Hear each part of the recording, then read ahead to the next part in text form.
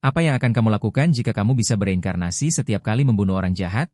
Di malam hari, kau menyaksikan 3 gadis diperkosa dengan kejam oleh preman. Lalu kau maju seorang diri. Seperti 3 gadis itu. Namun, setelah pengorbanan heroikmu, ketiga gadis itu secara khusus menyatakan kepada polisi. Mereka hanya lewat, dan ini tidak ada hubungannya dengan mereka. Para preman juga memutarbalikkan fakta. Menuduhmu yang pertama memprovokasi mereka. Dan polisi khusus yang datang di tempat kejadian menilai preman itu membela diri secara berlebihan. Kemudian mereka ingin langsung membawa pergi mayatmu, berencana untuk menghancurkan bukti. Semua ini diubah menjadi jiwa. Kau bisa melihat dengan jelas. Saat kau marah dan membenci para bajingan dan polisi korup ini. Kau tiba-tiba terbangunkan sistem menghukum kejahatan dan mempromosikan kebaikan. Apakah kau menangkap mereka atau membantai mereka di tempat, itu bisa memberimu nyawa sebagai hadiah. Ketika nyawa yang kau kumpulkan mencapai 1 juta, kau akan diberi sesuatu yang tidak akan pernah bisa kau tolak. Selanjutnya, inang akan segera kembali ke tubuh yang mati. Tolong gunakan tubuh ini untuk 15 detik terakhir cahaya dan panas. Kau bahkan tidak punya waktu untuk berpikir. Jiwa langsung tersedot ke dalam mayat di tanah. Hanya dalam 1 detik, kekuatan memenuhi otakmu. Kau meraih pecahan kaca dan menerjang ke arah pemimpin preman itu. Pada saat ini, Wang Jin sama sekali tidak bisa bereaksi. Dia tidak mengerti mengapa mayat yang kepalanya berdarah karena dipukuli olehnya hidup kembali. Sambil memasukkan pecahan kaca. Dengan keras ke leher Wang Jin, kau mengatakan kata-kata kasar. Kau Wang Jin? Ya? Peluk. 1 tusukan. Bos besar? Ya? Peluk. Tusukan lagi. Wang Jin menutupi lehernya, matanya penuh dengan ketidakpercayaan. Dia tidak mengatakan sepatah kata pun.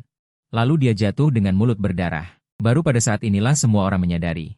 Mayat hidup. Mayat hidup.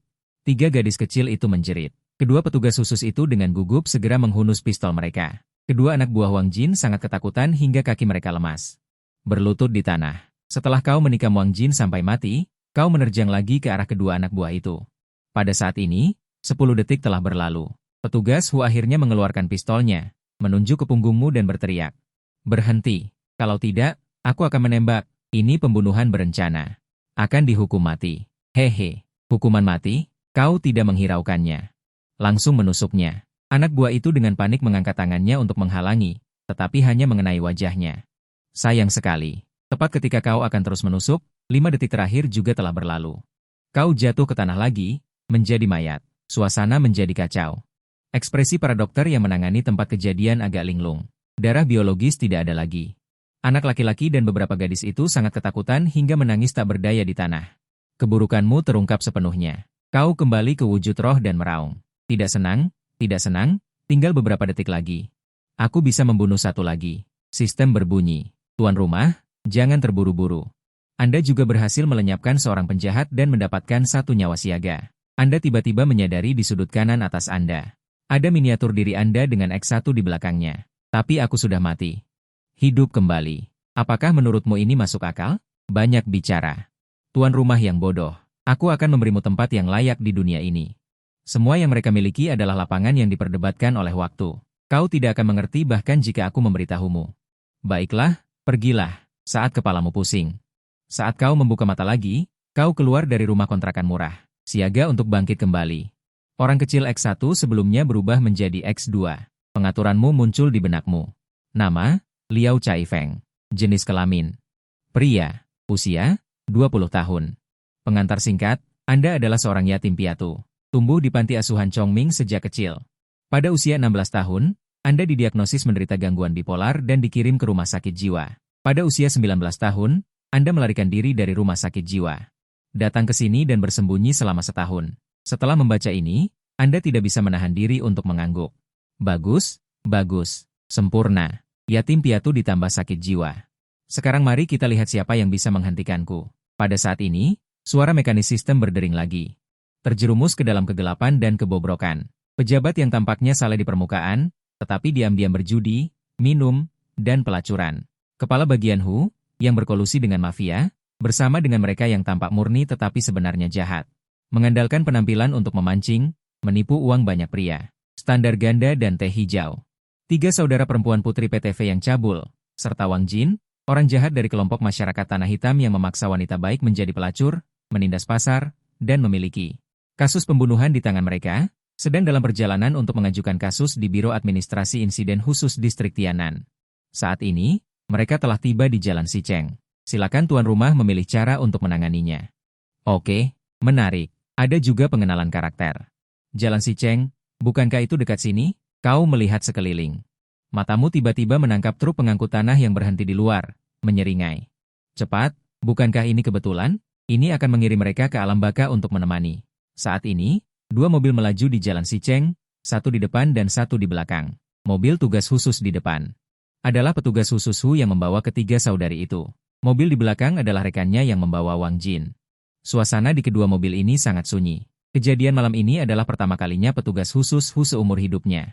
Juga terakhir kalinya bertemu kasus aneh. Sampai sekarang dia tidak mengerti bagaimana kau bisa bangkit dan membunuh orang. Dia teringat semua perbuatan jahat yang pernah dilakukannya. Tiba-tiba sebuah kalimat muncul di benaknya. Di atas kepala ada dewa setinggi 3 kaki. Ketiga saudari bodoh dari Phoenix Nixloop itu memang tidak memiliki banyak otak, apalagi saat ini.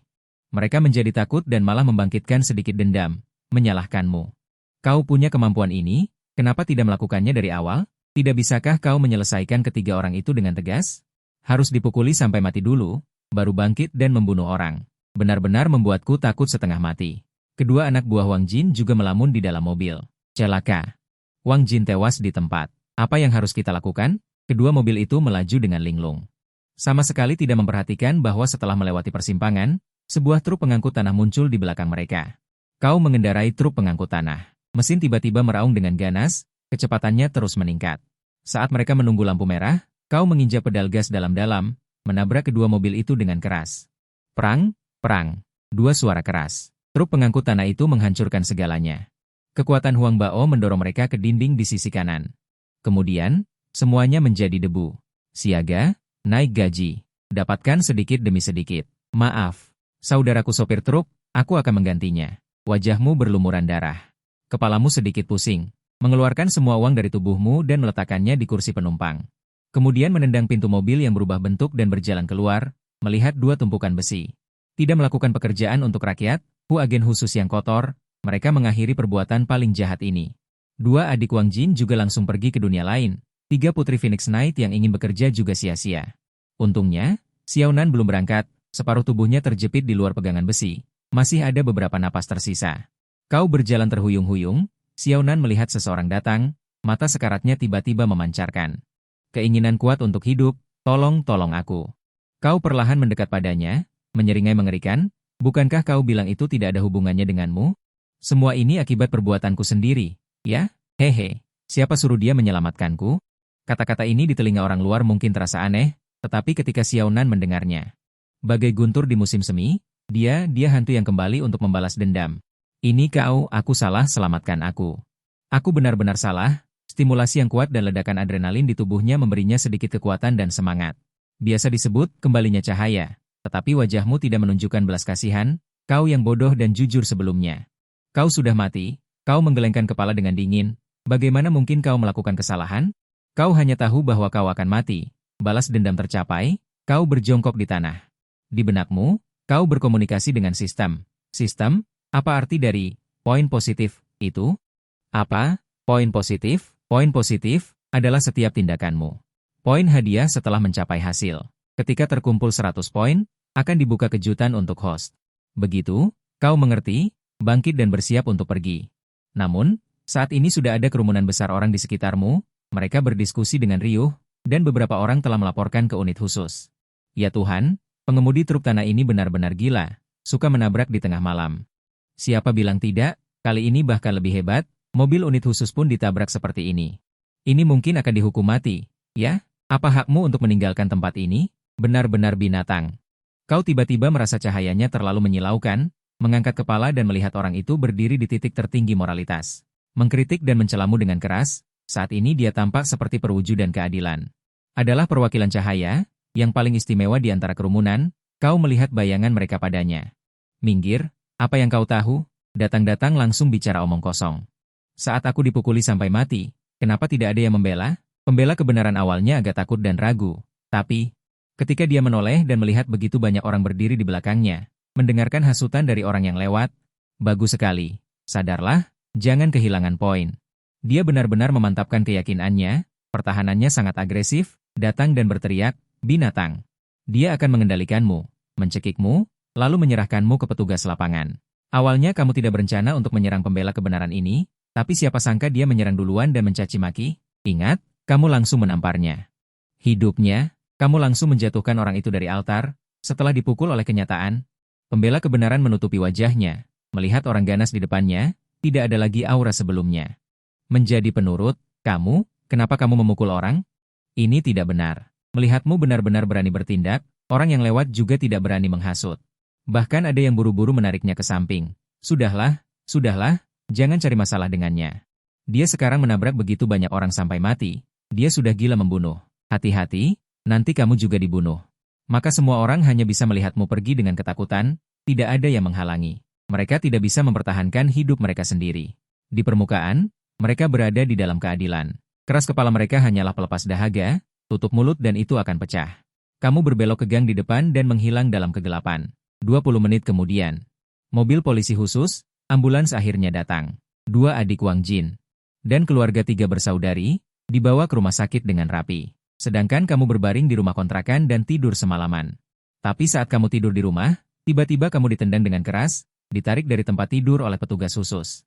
Pukul 5 pagi, staf Biro Urusan Khusus saling memandang rekaman pengawasan yang diletakkan di depan mereka. Dan laporan forensik. Hasil kejadian sangat jelas, korban Liu Xiangyang meninggal pada pukul 23.13.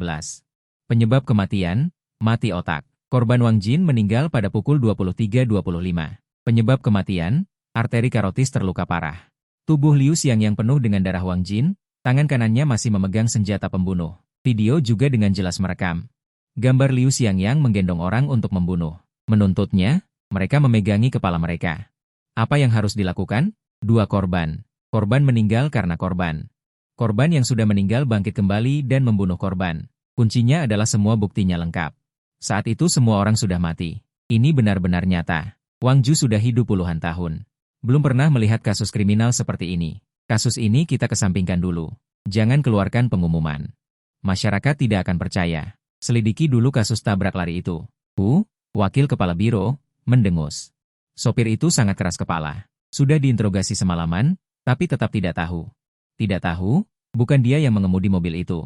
Menurut penyelidikan kami, dia memang punya alibi. Saksi mata di tempat kejadian juga mengatakan yang mengemudi adalah pemuda.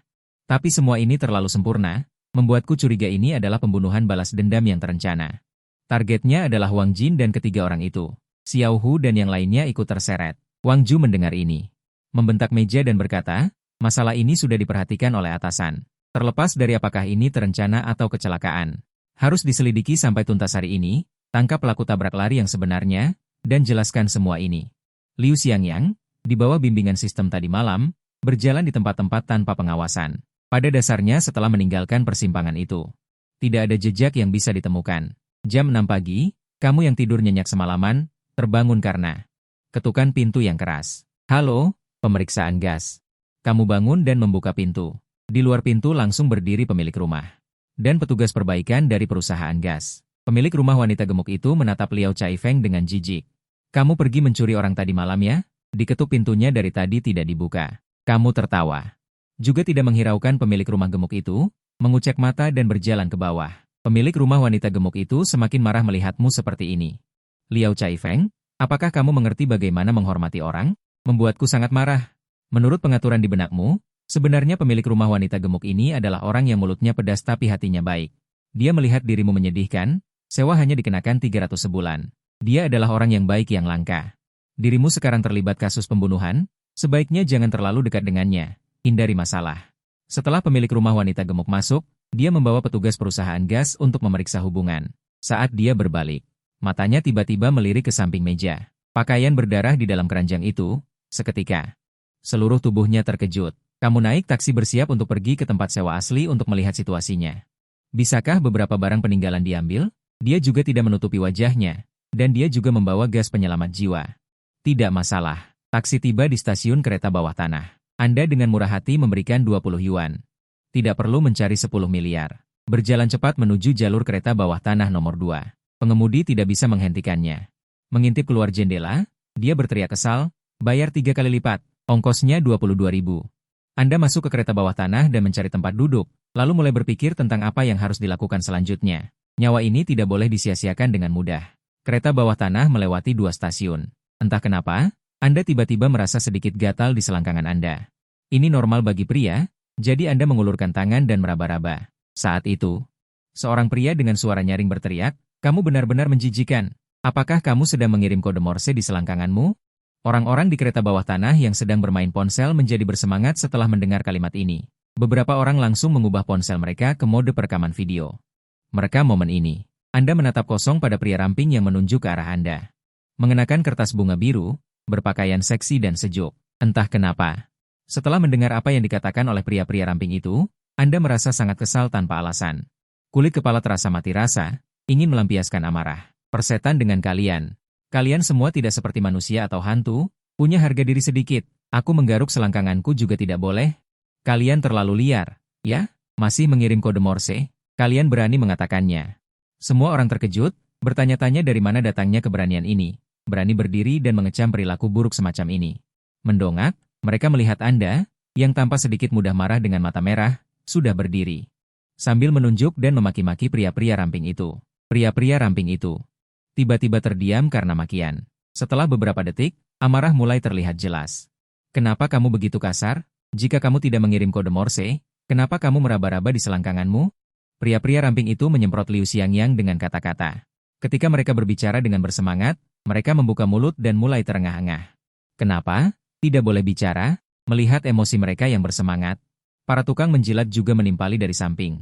Bahkan jika itu salah paham, mengapa kamu begitu kasar kepada orang-orang ini? Di depan umum seperti ini, jangan mengucapkan kata-kata kotor. Anda hampir tertawa karena orang-orang aneh ini. Baik, jadi maksudmu aku mengetuk kode Morse, ya? Brengsek kau. Kau berteriak keras dan maju ke depan, tangan kananmu berayun penuh tenaga, dan dengan suara plak. Sebuah tamparan mendarat di wajah pria gemulai pertama yang berbicara. Brengsek kau. Plak lagi. Tamparan tangan kiri mendarat di wajah pria gemulai di sebelahnya. Kemudian, serangkaian tepuk tangan terdengar. Keempat pria gemulai itu masing-masing memiliki lencana keadilan di wajah mereka. Pria gemulai itu tidak pernah bermimpi bahwa mereka akan dipukuli. Di depan begitu banyak orang.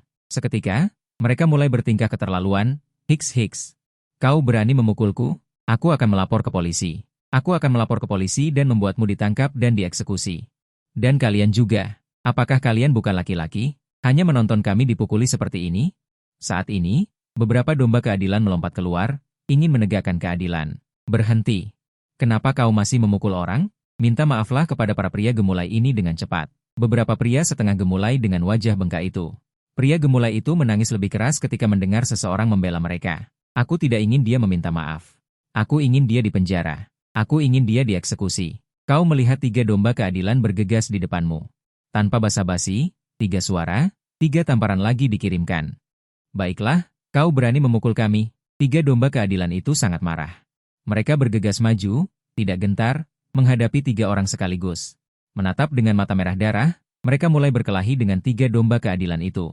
Adegan ini juga direkam oleh orang banyak yang makan melon dengan semangat, dan diunggah ke internet. Saat mereka berkelahi, domba keadilan itu menyadari bahwa kau benar-benar tidak takut mati. Sambil berteriak dan memukul, sangat gila, mereka tidak bisa menahan diri untuk mundur. Mundur dengan enggan. Kebetulan, kereta bawah tanah juga tiba di stasiun berikutnya. Kau mendengarkan siaran, meludah air liur kental ke tubuh mereka, sekali lagi memicu tawa jahat. Segera setelah itu, kau berbalik dan meremas keluar dari pintu kereta, dengan cepat berjalan melalui kerumunan dan menghilang. 1 poin ditambah 1. Semua ini juga mulai memanas di internet. Dalam sekejap, masalah ini menyebabkan keributan besar. Tak terhitung jumlah rekan senegara dari lingkaran yang sama dengan mereka mengeluarkan tawa kejam, bersikeras untuk menghukum berat pria yang melanggar hukum ini. Hukum penjara, eksekusi. Malam setelah kejadian itu, warga yang antusias yang menamparmu juga melihat video ini. Itu kamu. Dia tidak akan pernah melupakan wajah ini sampai mati. Pria ini, dari perawat dan dokter rumah sakit jiwa Wanking di distrik Ling, juga melihat video ini. Itu dia, pria itu. Pasien gangguan bipolar psikotik yang melarikan diri dari rumah sakit kita dengan memanjat tembok. Sesaat, banyak kekuatan memperhatikan. Sementara di komentar di bawah video, ada juga beberapa orang yang meminta perhatian lebih lanjut. Kasus kriminal di kota Gaofei, distrik Chongmin. Tragedi ini terjadi setengah bulan sebelum serangkaian kejadianmu meledak. Kasus pembunuhan oleh pemuda berusia 18 tahun, Lei Suo. Setelah melihat komentar ini, sudut mulutmu tanpa sadar terangkat. Sistem. Apakah kamu di sana? Kasus pembunuhan oleh pemuda berusia 18 tahun, Lei Suo, Dimulai. Memakan 2 poin keadilan. 3 lokasi telah ditandai untuk tuan rumah. Kemudian kamu datang ke distrik Pengwo, kota tua. Ada lebih sedikit kamera di sini. Dan ada pasar loak yang sudah lama buka di dekatnya. Kamu memakai sepasang sarung tangan karet, baju overall, sebuah palu godam besar, tas kanvas, selotip, tali dan 3 pisau tajam. Kemudian kamu makan semangkuk besar nasi kaki babi mewah. Dan menambahkan telur rebus. Setelah kenyang, kamu mengenakan baju overall, membawa palu godam dan tas ransel, mengendarai sepeda menuju lokasi target pertama. Sebenarnya mereka tidak terlalu jauh. Karena setelah kasus kriminal itu terjadi, para pembunuh itu pindah rumah dari desa di distrik Chongming ke kota. Mereka memiliki musuh yang sama. Di permukaan, mereka tidak berani berbicara dan bersikeras untuk tidak muncul. Terkadang mereka harus bertemu untuk membahas perkembangan kasus. Di siang hari bolong, kamu memakai topi dan mengendarai sepeda. Kamu berhenti di bawah tembok halaman. Lokasi target pertama telah tiba. Suara di dalam halaman terdengar. Ah, tidak apa-apa. Mari kita terima putusan Biro Kota Khusus. Dia paling banyak akan mendapatkan pendidikan dan keluar. Hanya saja popularitas online sebelumnya terlalu tinggi dan sulit untuk ditangani. Ketika itu lebih kecil, itu akan baik-baik saja. Kamu lihat. Bukankah ada beberapa hal yang terjadi baru-baru ini? Urusan kita semua telah ditekan. Ini hal yang baik. Seorang pria berkata dengan bangga. Coba kulihat. Dari kasus kematian Ming Wangjin. Tabrak lari besar, balas dendam di kereta bawah tanah. Ini semua apa? Aku masih khawatir tentang bagaimana keadaannya di dalam. Seorang wanita mengambil telepon dan mengerutkan kening. Ah, mengapa kamu tidak mendengarkan? Aku sudah bilang tidak apa-apa. Sekarang yang perlu dikhawatirkan adalah masalah kompensasi kita. Dia harus mengganti rugi padaku, aku tidak akan mengganti rugi. Siapa yang tahu apa yang terjadi? Pokoknya, kami tidak punya uang untuk mengganti rugi. Biarkan mereka menggugat. Wanita itu berbicara dengan nada tua. Kau dengar serangkaian kata-kata tak tahu malu dari keluarga ini sambil mencibir. Bukan keluarga kalau tidak masuk satu rumah. Masih punya uang, sungguh keluarga binatang. Baik, baik, baik. Kau berdiri dan memadamkan rokok. Juga memadamkan kesempatan terakhir mereka. Tok, tok, tok. Suara ketukan pintu terdengar. Halaman menjadi sunyi sejenak. 10 detik kemudian, suara pria terdengar. Siapa itu? Siapa yang mengetuk pintu di luar? Kau berteriak. Ini aku, yang mengantarkan uang. Di dalam rumah. Pasangan binatang itu saling bertukar pandang. Sedikit ragu. Wanita itu menggelengkan kepala sebagai isyarat. Pria itu jangan membuka pintu. Pria itu mengangguk menjawab, salah alamat. Bukan di sini. Kau juga tidak terburu-buru, meletakkan palu godam di samping. Menyelipkan setumpuk uang seratusan dari celah pintu. Disinilah tempatnya. Aku terlalu banyak menerima uang untuk tembok yang dirobohkan terakhir kali. Aku datang untuk mengembalikan kelebihannya. Melihat setumpuk uang seratusan itu, di mata pasangan binatang ini. Secercah keserakahan terpancar. Wanita itu dengan cepat mencubit lengan pria itu, memberi isyarat agar dia mengambilnya. Hehe, tidak mengambil keuntungan sama dengan merugi. Saat pria itu mendekat, uang seratusan itu ditarik kembali. Suaramu terdengar dari luar. Karena bukan di sini. Kalau begitu aku pergi. Mana bisa kubiarkan kau pergi? Pria binatang itu panik. Dengan tergesa-gesa membuka pintu. Mencoba. Mengatakan, jangan pergi. Uang ini, belum selesai berbicara, setelah pintu dibuka, dia melihat sepasang mata merah darah. Wanita itu ketakutan dan menjerit keras. Kau menendang pria yang sudah ditusuk 2 kali itu hingga terjatuh ke tanah. Berlari cepat ke arah wanita yang sedang menjerit itu. Tangisan terdengar. Suara itu berhenti tiba-tiba. Kau berbalik dan berlari ke arah pintu halaman, menarik kembali binatang yang hendak merangkak keluar itu. Menutup pintu halaman. Kedua binatang itu dalam keadaan sekarat. Masih dengan tatapan tak percaya, bertanya-tanya mengapa nasib buruk menimpanya. Kau menulis sederet kata di tanah. Pendidikan keluarga seperti apa yang menghasilkan kata-kata seperti itu? Berdasarkan pengalaman yang dikirimkan sistem. Orang tua biadab ini adalah reinkarnasi dari makhluk biadab. Sejak kecil hingga dewasa telah melakukan kejahatan yang tak terhitung jumlahnya. Masa tunggu ditambah 2. Poin kebaikan ditambah 1. Kau mencuci darah di wajahmu, mengoleskan lumpur ke tubuhmu, dan meninggalkan gerbang halaman sambil menggigit rokok. Menuju target berikutnya. 23 menit kemudian, jeritan terdengar dari tembok halaman. Setelah warga yang peduli menelepon tentang kecelakaan mobil malam itu, Biro Urusan Khusus Distrik Chongmin langsung mengidentifikasi tersangka pembunuhan melalui video, yaitu Liao Chaifeng yang setahun lalu melarikan diri dari Rumah Sakit Jiwa Wanking di Distrik Chongmin. Pada saat yang sama, Rumah Sakit Jiwa Wanking juga mengeluarkan pengumuman bahwa orang ini menderita melarikan diri dari Rumah Sakit Jiwa Wanking di Distrik Chongmin. Pada saat yang sama, Rumah Sakit Jiwa Wanking juga mengeluarkan pengumuman bahwa orang ini menderita Penyakit mental gangguan afektif bipolar yang parah, sangat berbahaya, jangan sampai terjadi konflik dengannya. Jika tidak, konsekuensinya tidak terduga. Sejak ia melarikan diri, rumah sakit kami secara aktif mencarinya di seluruh kota. Selama setahun penuh tidak ada jejaknya, tak disangka ia muncul hari ini. Orang-orang di lingkaran yang heboh di internet tiba-tiba terdiam. Orang gila? Lalu bagaimana cara menghukumnya? Orang gila memukul orang tidak melanggar hukum, membuat orang senang. Biro Urusan Khusus Distrik Chongmin melakukan penyelidikan. Akhirnya menemukan pasar loak di kota tua dan mengetahui bahwa ia membeli serangkaian pakaian kerja. Semua orang berspekulasi tentang motifnya. Seorang petugas lapangan berbicara, dia orang gila. Apa yang perlu dispekulasikan? Cepat selidiki. Bisakah kita memahami pikiran orang gila? Kalau begitu kita juga jadi orang gila. Itu benar. Semua orang mengikuti petunjuk dan melakukan investigasi dari rumah ke rumah. Saat ini, kasus pembunuhan lain dilaporkan. Semua petugas lapangan tanpa henti bergegas ke halaman kota kecil dan melihat orang yang tergeletak di tanah dan sederet kata di tanah. Pendidikan keluarga seperti apa yang menghasilkan kata-kata seperti itu? Kapten yang dari petugas lapangan segera teringat sesuatu, tidak baik, gawat. Cepat pergi ke dua tempat penyewaan lainnya. Kasus pemerasan dan pembunuhan pemuda 18 tahun itu juga mereka yang tangani secara administratif. Atasan belum memutuskan, kadang-kadang mereka juga akan menghubungi ketiga tempat ini untuk bernegosiasi karena kebutuhan. Tak disangka, saat ini terjadi hal seperti ini. Mereka bergegas ke salah satu tempat itu dan mendobrak pintu. Namun, mereka menemukan keluarga itu baik-baik saja, hanya diikat dengan tali dan berlinang air mata. Mereka terus menangis dan berteriak, "Ini semua kesalahan kami pasti akan menangani dan memberikan kompensasi dengan aktif." Petugas lapangan segera datang untuk melepaskan ikatan, meninggalkan dua orang untuk bertanya, dan sisanya berangkat lagi. Kecepatan hidup dan mati. Puci, kau batuk 2 kali. Muntah seteguk darah, keluarga ini melawan dengan sengit, aku ceroboh dan ditusuk oleh binatang itu. Dengan pisau buah, untungnya mereka tidak segila dirimu, melihat 3 mayat di tanah. Kau tidak memiliki belas kasihan sedikit pun, semua anggota keluarga penjahat sebelumnya sangat menyesal. Merasa bahwa mereka tidak mendidik generasi penerus dengan baik, sampai melakukan kesalahan besar seperti itu, jadi seluruh keluarga mereka sangat ingin menangani masalah ini dengan aktif, tetapi karena paksaan dan ancaman dari kedua binatang ini, hanya bisa terpaksa mengikuti mereka sampai akhir, setelah kau mengikat dan memberi pelajaran. Juga dengan tegas datang ke tempat ini dan menghabisi mereka. Menunggu perintah tambah 3, Zheng, 1 poin tambah 1. Tepat ketika kau hendak keluar, sejumlah besar petugas lapangan masuk dengan mengangkat senjata. Mereka melihat. Kau yang berlumuran darah sedikit gugup, siapa yang tidak takut pada psikopat bersenjata pisau yang membunuh 12 orang? Letakkan pisaunya, atau aku akan menembak, teriak kapten yang dari petugas lapangan dengan keras. Senjata sudah dibuka pengamannya dan diarahkan padamu, kau juga tidak melawan, menutupi luka dan membuang pisau itu. Semua ini ada dalam rencanamu, termasuk bagian penangkapan ini, semua orang bergegas dan menekanmu ke tanah. Setelah diborgol, mereka membantumu mengobati luka, petugas lainnya melaporkan setelah memeriksa tempat kejadian, Kapten. Semuanya mati, bajingan, membunuh begitu banyak orang.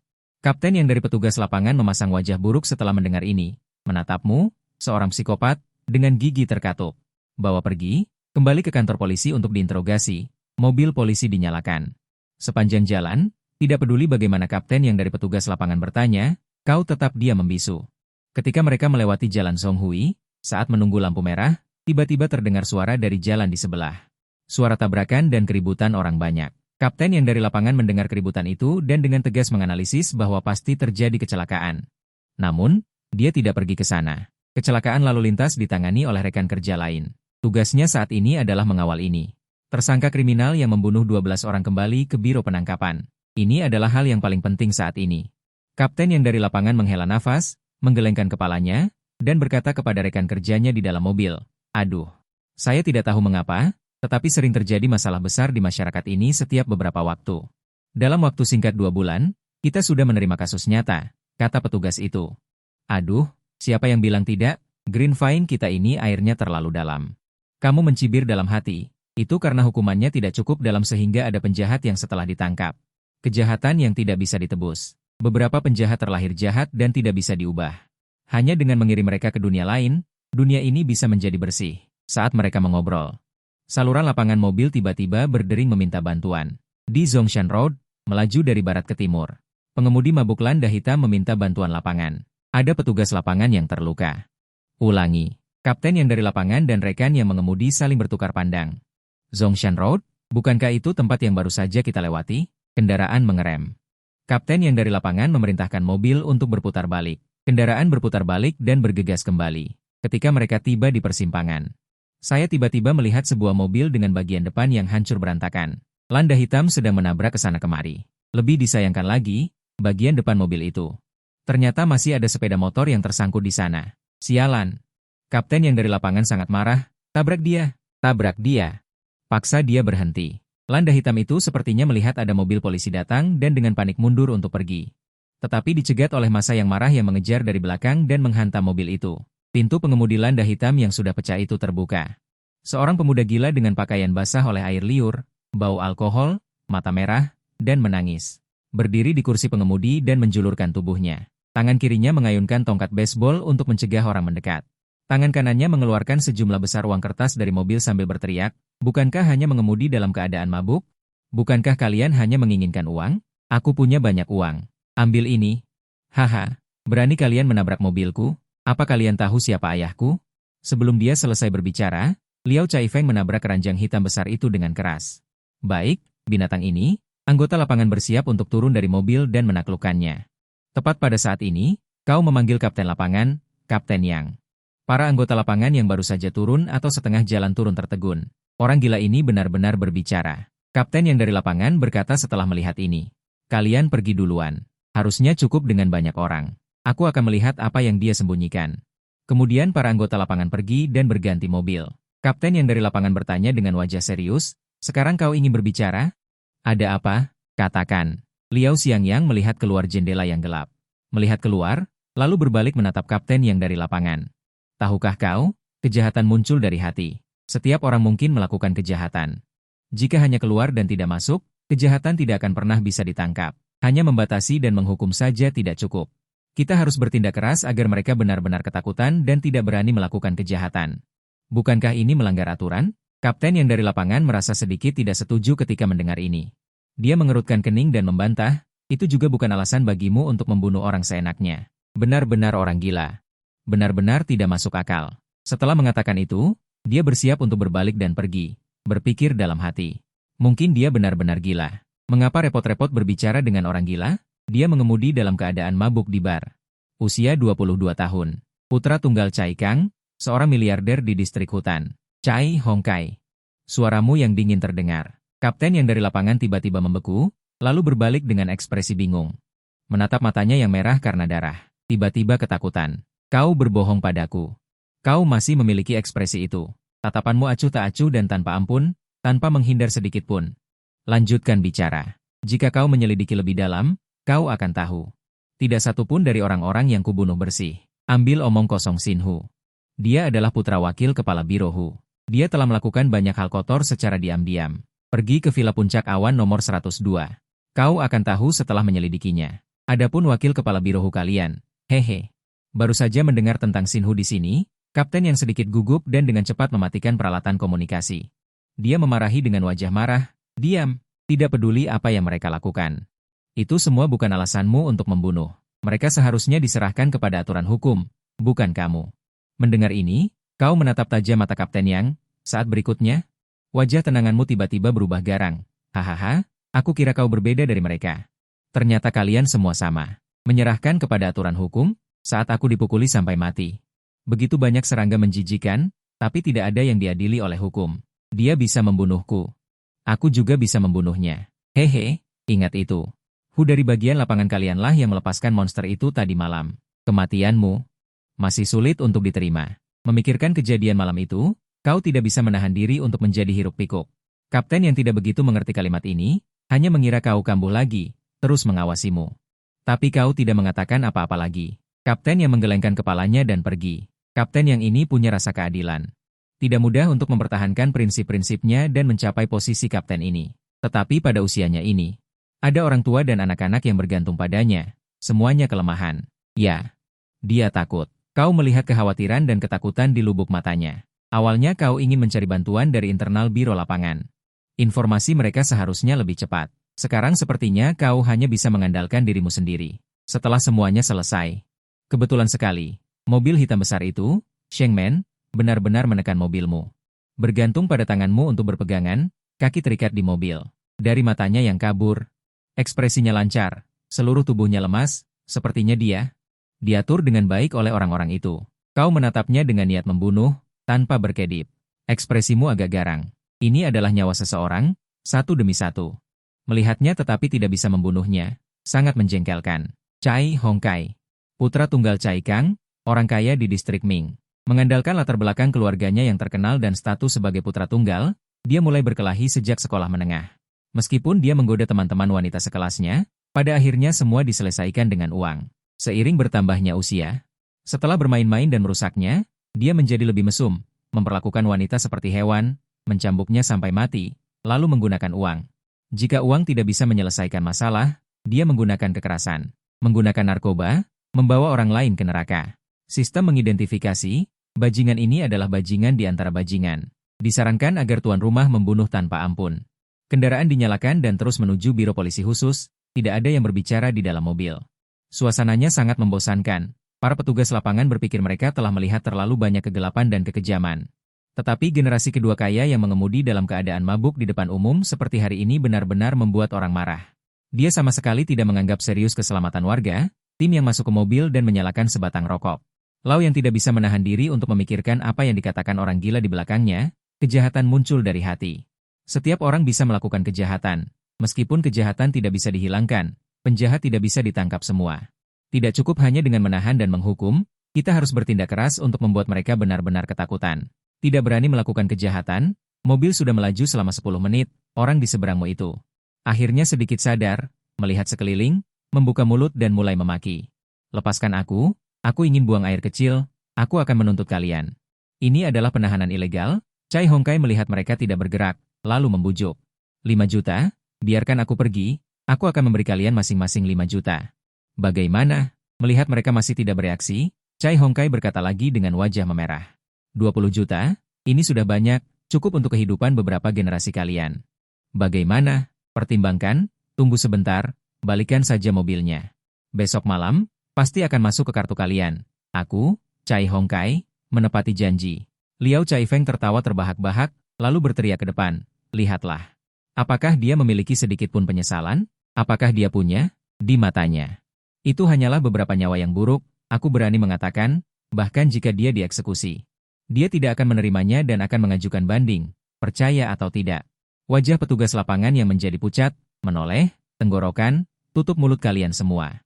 Chai Hongkai tidak menutup mulutnya, tetapi menoleh dan menatap dengan dingin. Liao memarahi Yang, siapa kau? Beraninya kau dikurung bersamaku. Liao Chai Feng perlahan menarik senyumnya, kau tidak menoleh untuk melihat Chai Hongkai. Melainkan menatap tim yang dengan wajah mengerikan, dengan serius mengucapkan setiap kata, lepaskan ikatanku. Aku akan membunuhnya. Makhluk seperti itu tidak pantas hidup 1 detik pun. Itu adalah penghinaan bagi dunia. Begitu dia mengatakan ini, bahkan petugas lapangan yang mengemudi secara tidak sadar menginjak rem. Ekspresi wajah mereka dengan cepat menjadi tegang dan rumit. Kapten, salah satu petugas lapangan kami berkata dengan suara tercekat. Wajah Kapten yang telah menangkap penjahat selama 12 tahun, menjadi bengis dan matanya dipenuhi dengan darah. Dia bernapas dengan cepat dan tiba-tiba membanting tinjunya dengan keras ke panel plastik di sisi penumpang. Darah perlahan merembes keluar dari tinjunya. Setelah kapten yang selesai berbicara, dia menoleh ke arah Chai Hongkai dengan wajah bengis. Aura pembunuh berdarah menerjangnya. Chai Hongkai, yang awalnya tidak takut pada apapun, ketakutan sampai mengompol saat ini. Melihat mata kapten yang dingin dan mengerikan, penuh dengan niat membunuh, ditambah dengan kata-kata yang baru saja dia ucapkan.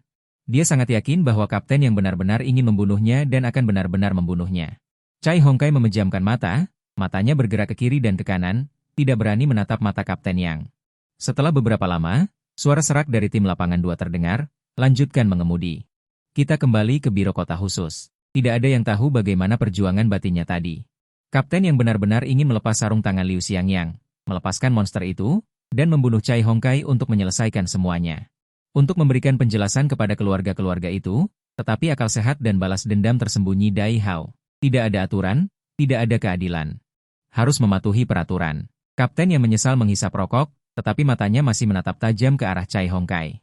Sayang sekali kau tidak bisa mati di tanganku secara langsung. Tapi, seharusnya masih ada sedikit rasa takut. Ingat, jangan katakan apapun setelah masuk. Pastikan untuk mencari pengacara. Mengerti? Suruh ayahmu menggunakan semua koneksinya, melakukan segala cara untuk mengeluarkanmu. Jika kau bisa keluar, kau tetap akan mati di tanganku. Duduk di ruang interogasi. Dengan ekspresi acuh tak acuh menghadapi petugas polisi Hu di depannya. Taktik, semua orang tahu. Banyak yang telah digunakan, tetapi bagi Liao Caifeng yang sudah mati sekali, ini bukan apa-apa. Siksaan fisik tidak sebanding dengan siksaan mental. Memikirkan bahwa masih ada begitu banyak orang yang belum mati di tangannya. Membuat seluruh tubuhnya terasa merah dan terbakar, tidak nyaman. Meskipun kau bisa langsung mati dan memulai hidup baru, aku akan mengatakan semua ini. Trik kecilmu ini tidak berarti bagiku, paling buruk juga mati. Melihat tatapan dinginmu, memperlakukan hidup seperti rumput liar, wakil kepala Hu sangat sulit. Belum pernah melihat tersangka kriminal seperti ini, tanpa terkecuali, jiwanya tidak takut mati. Tidak ada keinginan duniawi, memikirkan ini wakil kepala Hu dengan marah memukul meja. Beberapa kasus ini sangat panas. Sejumlah besar warga di distrik Bin memperhatikannya, tekanan opini publik menyebar, Biro Pengujian Distrik tidak bisa memutuskan kasus ini begitu saja. Harus membuat pemberitahuan rinci, di bawah gangguan banyak faktor, kasus pemerasan dan pembunuhan pemuda 18 tahun itu. Sekali lagi diletakkan di atas meja oleh warga, mereka meninggalkan pesan di bawah berbagai platform jaringan untuk wali kota distrik Bin. Mengapa kasus itu belum diproses? Siapa yang melindungi? Warga distrik Bin kami menginginkan hasilnya. Selain itu, pelaku harus dihukum berat, bahkan jika itu adalah penyakit mental, ia tidak dapat melarikan diri dari sanksi hukum. Opini publik terus berfermentasi, di ruang interogasi lain, untuk binatang seperti Chai Hongkai. Apa yang dia lakukan lebih keji daripada kamu? Di bawah operasi otaknya, Chai Hongkai baru saja memasuki Biro Keamanan Publik tidak lama. Pengacara yang ditunjuk sudah tiba, petugas yang bertanggung jawab atas interogasi harus dengan tidak sabar menonton penampilan mereka. Kepala Wang telah menerima tidak kurang dari 30 panggilan dari atasan sejak kejadian hingga 1 malam, tekanannya sangat besar.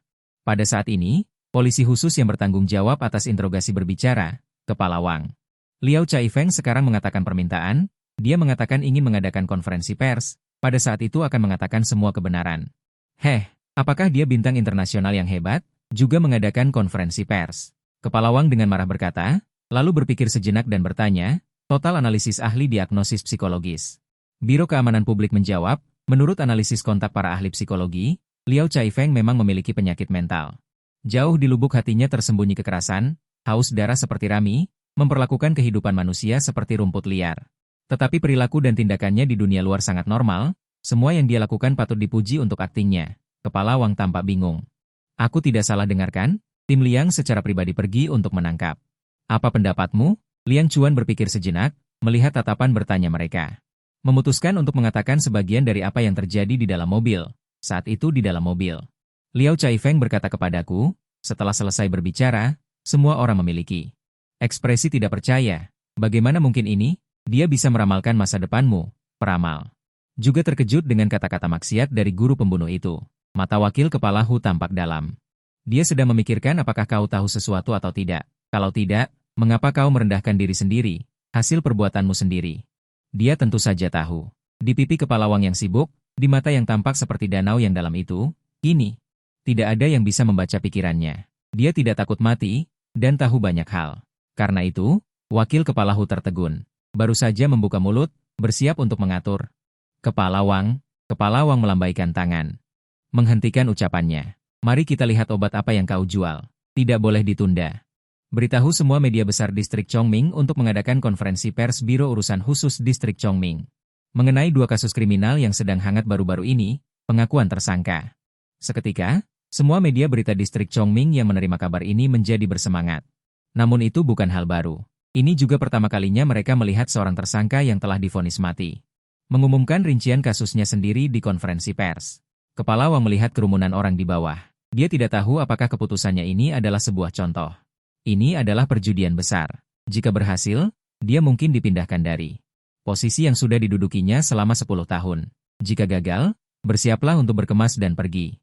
Liao Caifeng, yang dikawal oleh polisi khusus, tampak diam, tanpa sedih maupun senang. Barisan depan di bawah dipenuhi oleh petinggi Biro Urusan Khusus. Di belakangnya adalah area luas dari distrik Chongming.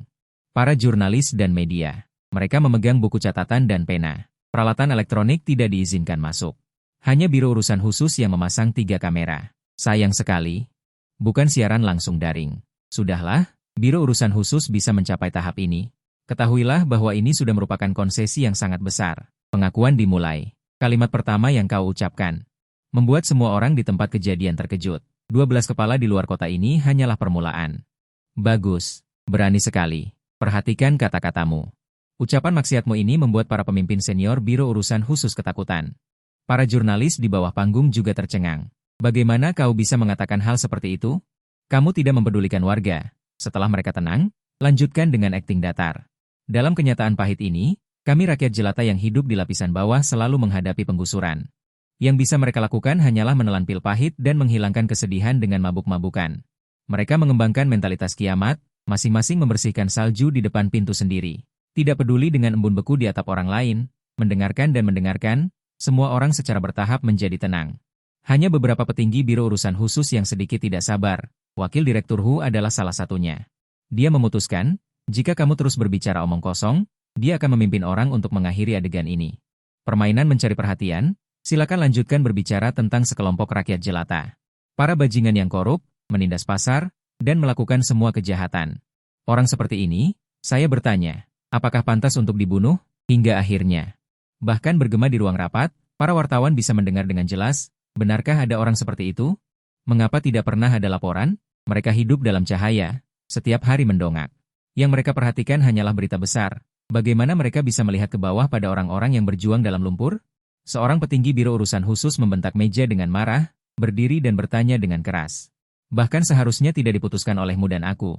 Jika semua orang sepertimu, lalu untuk apa aturan? Dia harus diserahkan kepada aturan untuk diadili. Wakil Direktur Hu tampak sedikit jelek setelah mendengar perkataannya. Dalam hati berkata, celaka, bajingan tua itu memancing, menjebak si brengsek kecil ini. Bagus, yang kutunggu adalah kata-katamu ini. Kamu tersenyum dingin pada orang itu. Petinggi Biro Urusan Khusus berkata, serahkan pada aturan untuk diadili, lalu beritahu aku. Mengapa setelah bertahun-tahun, kita belum bisa menunggu aturan untuk mengadili? Keadilan yang terlambat masih disebut keadilan? Beritahu aku, di mana aturannya? Siapa namanya? Jangan katakan kata-kata yang muluk-muluk seperti itu. Pada akhirnya, wajahmu menjadi ganas dan meledak, membentak Biro Urusan Khusus paruh baya ini. Petinggi membuka mulutnya, merasa tercekat dan tidak bisa berkata apa-apa. Sama sekali tidak bisa membantah.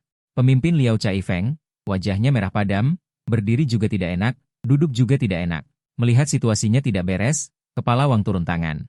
Dia melihatmu dan berkata, Nyonya, baiklah, Liao Caifeng, silakan duduk.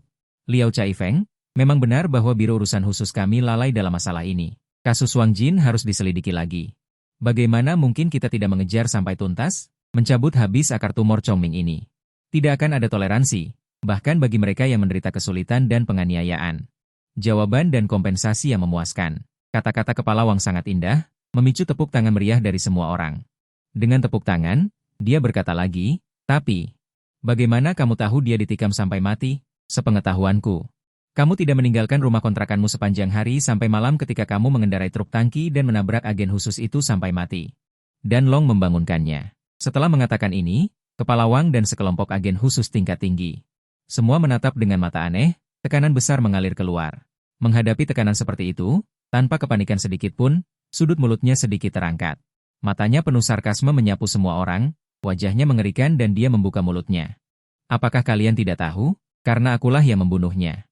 Tawamu yang gila bergema di ruang rapat, menghantam keras wajah semua orang yang tercengang.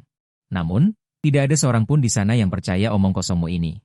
Semua orang mengira kamu gila. Setelah kamu selesai tertawa, kamu melanjutkan dengan mengatakan, percakapan dan lain-lain, setelah selesai berbicara. Chongming memiliki Wang Jin semacam ini, yang memiliki hubungan kotor dengan Biro Urusan Khusus kalian. Aku menabrak raksasa mereka sampai mati, sangat kurang ajar. Bagaimana mungkin Biro Urusan Khusus Distrik Chongming membiarkanmu mencemarkan nama baik di sini sesuka hati dengan kata-kata orang gila ini? Berapa banyak kata yang normal yang bisa dia ucapkan? Dari awal hingga sekarang, kamu terus memprovokasi. Aturan, meremehkan aturan. Kepala Biro Wang, saya sarankan untuk mengakhiri ini di sini. Segera tetapkan kasusnya, tekanan opini publik di luar terlalu besar. Wakil Kepala Biro Hu membanting meja dan bangkit. Dengan tegak dan saling menuduh Liao Caifeng. Aku memprovokasi, itu benar. Kata-kata orang gila ini, tetapi dapat dipercaya. Saya juga setuju. Orang-orang dari faksi Wakil Kepala Hu. Kedua orang ini juga berdiri. Dengan sekitar belasan orang, Wang Ju berbicara dengan serius.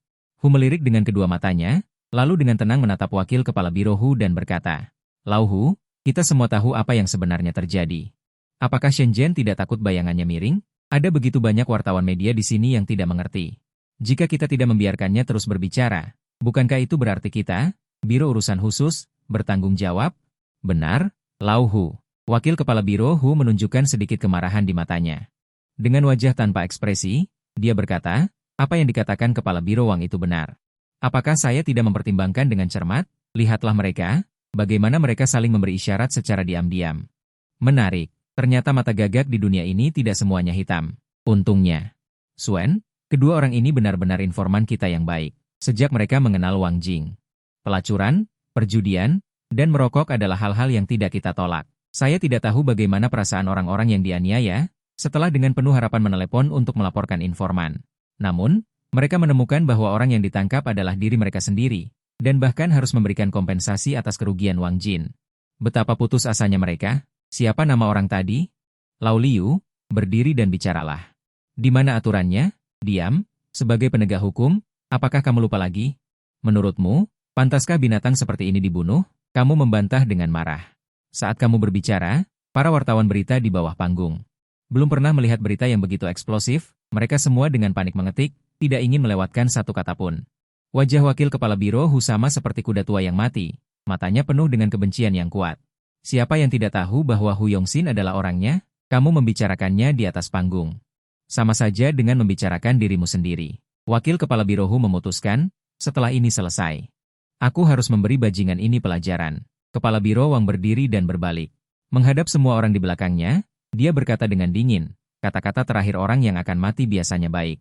Kami akan menyelidiki dan memverifikasi dengan ketat serangkaian hal yang dia katakan. Jika semua ini benar seperti yang dia katakan, saya, Wang Hongming, bersumpah di sini, tidak peduli berapapun harganya. Harus memberantas payung pelindung itu sampai akhir, dan mengembalikan kedamaian di distrik Ming. Pidato, takut rugi, mendapat tepuk tangan. Isinya, perkataanmu ini pantas didapatkan, atau seperti yang kukatakan. Sudah lama dinantikan. Seperti pepatah, keadilan mungkin terlambat datang. Tapi tidak akan pernah absen. Entah siapa yang bilang, yang ingin kau katakan. Keadilan yang terlambat, masihkah bisa disebut keadilan? Begitu mereka membuka mulut. Adapun tiga orang itu, mungkin tidak pantas dihukum mati. Orang-orang di depan, mereka sudah gila. Anggap saja mereka tumbal. Saat ini, seorang reporter tidak bisa menahan diri untuk bertanya. Lalu, bagaimana kau bisa tega menghabisi orang-orang yang kau bereskan belakangan? Bagaimana aku bisa tega? Aku bisa menghabisi mereka dengan cepat dan mantap. Kenapa kau tidak bertanya? Bagaimana mereka bisa tega? Mereka bisa membunuh. Kenapa aku tidak bisa? Para reporter mendengar jawabanmu. Tidak bisa berkata apa-apa. Kemudian, mereka terus bertanya. Kau masih di sini menuduh. Tahukah kau apa yang mereka katakan? Semua perkataan keterlaluan yang mereka ucapkan, aku akan mendukung mereka. Kenapa? Reporter ini terdiam. Seorang reporter lain maju dan mengajukan pertanyaan. Kau selalu mengatakan demi korban kekerasan. Tapi pernahkah kau berpikir, setelah mereka dididik, mengetahui bahwa seluruh keluarga mereka telah tiada, apa yang akan mereka lakukan? Pernahkah kau memikirkannya? Kau menjerumuskan orang ke jalan buntu. Mendengar ini, kau tertawa terbahak-bahak. Lihat. Inilah masalahnya. Siapa yang kubunuh yang salah? Pemilahan antara kejahatan dan keadilan ini. Siapa yang tidak pantas dibunuh? Kalau mau dibilang enak, aku ini memberantas kejahatan demi rakyat, tidak berlebihan. Apa itu keadilan? Apa itu aturan? Ketika kejahatan dan kepolosan bertabrakan dengan keras. Ketika pelaku mencari kemungkinan untuk bertobat, sementara korban selamanya beristirahat dengan tenang. Jawabanmu sangat komprehensif. Aku menghormati aturan, tapi terkadang memang datang terlalu lambat. 10 tahun, 1 jam, 1 menit, 1 detik. Semua itu adalah siksaan dan penderitaan bagi para korban. Baiklah, aku tidak ingin mengatakan ini lagi. Ini semua bukan yang ingin kusampaikan di sini hari ini. Apalagi yang ingin kukatakan? Berita menggemparkan apalagi? Semua orang mengangkat kepala, fokus. Melihat Liao Caifeng di atas panggung, seluruh wajahnya tiba-tiba menjadi sangat mengerikan. Dengan mata merah padam, berteriak sekuat tenaga, yang ingin kukatakan adalah, mulai hari ini, kita semua yang tubuhnya penuh dengan serangga kotor penuh dosa. Satu persatu, tunggu saja aku membunuh kalian semua satu persatu. Ingat baik-baik, 12 orang ini hanyalah permulaan, kejahatan di dunia ini tidak akan pernah habis. Selama bergenerasi-generasi. Aku tidak akan bereinkarnasi. Gila, gila, orang ini gila. Polisi khusus segera naik dan mengendalikannya dengan erat. Semua orang di bawah panggung terkejut oleh ledakan tiba-tiba ini. Situs ini ditangguhkan, ya? Teman-teman wartawan, Semua yang terjadi di sini, setelah keluar. Berita Humasa yang menderita kesulitan dan penindasan, orang-orang yang ditindas. Jangan takut, karena aku datang. Ternyata sakit. Kupikir dia akan mengatakan berita apa. Para petinggi tampak muram. Beberapa dari mereka sudah menerima berita. Bersiap untuk mengatur agar mereka terus dievakuasi. Polisi khusus yang mengawalmu juga bersiap untuk membawamu turun. Pada akhirnya, membuktikan bahwa kau meneriakan akhir hidupmu di sini. Dengarkan baik-baik, ingat, ini hanyalah sebuah permulaan. Yang kalian bunuh hanyalah tubuh kami. Aku akan mengawasi jiwa dan menyebarkannya selamanya. Yang ingin kuhadapi adalah sistem korupsi yang bobrok, adalah kejahatan yang tak berujung. Yang ingin kutantang adalah sistem yang bobrok, kelompok kepentingan modal yang besar. Dunia yang jahat ini akan merasakan getaran yang menusuk tulang saat kita tiba. Kata-katamu menggembirakan. Ingin menembus ruang ini. Semua orang sangat terkejut dengan tindakan yang menggemparkan ini. Benar-benar berakhir. Kemudian, semua kejutan. Mati. Menunggu pertimbangan ulang. Melihat yang lemas. Kedua polisi khusus yang mengawal itu tercengang. Mereka buru-buru memeriksa napas dan detak jantungnya. Semuanya hilang. Kapten Mo, petugas medis, petugas medis. 3 menit kemudian, setelah petugas medis memastikan lagi, maaf, kami memastikan bahwa dia mati otak. Tim investigasi kriminal yang merasa takut di luar kerumunan. Dia teringat pada kebangkitan sebelumnya. Orang-orang ini, makhluk apa ini, benar-benar sangat jahat. Kepala Wang menatap dalam-dalam mayat di tanah, pikirannya terus bergema, hukuman mati di tempat saja. Benarkah? Kau membuka mata dan mengamati sekeliling. Pakaiannya bagus seperti di Shenzhen, dia bergerak sedikit. Huo Yilanshan, identitas orang yang akan dibunuh selanjutnya muncul kembali. Nama, Liao Caifeng, umur 33 tahun. Singkatnya, kau adalah seorang gelandangan yang melihat dunia dengan jelas, hidup menggelandang. Kau telah berada di distrik Zhongning, kota Elfeteng selama 10 tahun. Wilayah ini, setiap malam adalah kejadian sehari-hari. Kau memiliki kemampuan bertahan hidup yang kuat. Dan ketahanan terhadap pukulan, hanya saja kesehatanmu buruk dan menderita penyakit perut. Baiklah, sistem, apa yang kau atur untukku ini? Apa maksudnya ini? Entah yatim piatu, sakit jiwa, atau gelandangan? Aku sangat mencurigaimu. Apakah kau sengaja menargetkanku? Suara sistem mekanis dan tanpa perasaan terdengar. Maaf, host, semua ini acak dan adil. Nasib seorang gelandangan bukanlah nasib. Ingin menentukan identitas? Bukan tidak mungkin. Tunggu saja dan kumpulkan sedikit demi sedikit. Sampai 100 poin. Semangat, host. Tidak ada jalan lain. Sistem sudah berkata begitu, kau hanya bisa menerima identitas ini. Kemudian kau mulai berpikir. Bagaimana cara menggunakan identitas gelandangan ini untuk mendapatkan lebih banyak keuntungan politik? Segera dia mengatur emosinya. Kemudian berbalik dan tertidur lelap. Tetapi di luar, semua wartawan setelah kembali. Dengan cepat menulis serangkaian artikel tentang apa yang mereka saksikan di pasukan khusus distrik Zhongning, dan melindunginya. Dalam sekejap, gelombang besar muncul di luar. Dalam sekejap, seluruh warga distrik Zhongning meledak. Saat mereka berdebat dengan wajah memerah, ayah dari Cai Hongkai juga mulai beroperasi penuh, menemukan keluarga korban, mengancam dan merayu, menggunakan berbagai cara untuk mencoba. Berharap mereka melepaskan tuntutan. Keluarga korban juga melihat berita-berita ini. Di Dezilin sudah mati, mereka masih membuat altar berkabung sambil memegangi kepala dan menangis. Kamu adalah pembunuh ekstrim di mata orang luar. Namun, mereka adalah satu-satunya yang peduli di hati mereka. Tuhan tahu betapa gelapnya hal-hal yang telah mereka lakukan selama ini. Kejadian ini belum berlalu. Gelombang lain muncul di komunitas Wanqing, distrik Chongning. Sebuah insiden lain pecah, tetapi popularitasnya tidak sebanding dengan pembebasan di atas, dan hanya sedikit orang yang memperhatikannya. Sebuah video pendek diunggah ke internet, menunjukkan seorang pemuda gemuk mengenakan seragam. Duduk di tanah, dengan 4 pemuda memukulinya. Kemudian, yang lebih menjengkelkan adalah mereka tidak tahu di mana mereka memasukkan sekantong kotoran. Sebenarnya memaksa pemuda berseragam untuk makan itu. Cepat, jika kamu tidak makan, aku akan memukulmu sampai mati. Dalam video, di bawah ancaman 4 pemuda lainnya, pemuda gemuk itu sangat pasif dan panik. Menurut orang dalam, kejadian ini terjadi 5 hari setelah kasus pembunuhan oleh pemuda berusia 18 tahun itu terungkap. Perilaku pelaku kemungkinan melibatkan penghinaan, karena mereka telah mencapai kesepakatan. Keluarga keempat pelaku membayar kompensasi kepada ibu rumah tangga yang dilecehkan, dan masalah ini dianggap selesai. Kakek dari pemuda gemuk itu mengetahui hal ini dan merasa sangat sedih sehingga dia tidak makan selama 3 hari. Menghadapi kamera wawancara, mata kakek itu berkaca-kaca, dan netizen menuduh dengan sinis. Mungkin berita, kamu tidur nyenyak setiap hari sampai jam 6 pagi. Setelah bangun, Kamu mengeluarkan ponsel rongsokan yang kamu pungut dari saku kamu dan membuka pencarian populer di kota yang sama. Tidak melihat beberapa berita teratas tentang popularitas dan kekerasan dirimu, tetapi membalik ke bawah. Kamu mengklik dan melihat, mata kamu terbelalak. Bagus, bagus, bagus. Memaksa pemuda untuk makan dan mencapai kesepakatan. Kan? Mbak Ozi akan membuat kalian semua makan dan mencapai kesepakatan. Bersihkan. Setelah kamu bangun, kamu membungkus pantat kecil kamu dengan kain dan pergi dengan tangan di kedua sisi. Kemudian kamu meninggalkan jembatan ini dan melihat sekeliling. Perasaan familiar membanjiri pikiranmu. Kamu dapat merasakan semua jalan besar dan kecil serta makanan di kota tua ini. Di bawah tanah sampah, tahu di mana ada hantu dan di mana tidak ada anjing. Anjing. Apa yang kamu pikirkan? Mengharapkan penyakit akibat kerja terjadi. Liao Caifeng menggelengkan kepalanya dan berjalan menuju kejauhan. Menurut pengaturan memori, ada kedai mie amal di jalan pejalan kaki ini. Kamu bisa mendapatkan mie gratis di pagi hari. Tepat pada saat ini, tiba-tiba. Tangkap pencuri, ponselku dicuri olehnya. Siapa yang akan membantuku? Sebuah teriakan minta tolong datang dari jauh di jalan. Kau menoleh dan melihat seorang pemuda berambut kuning.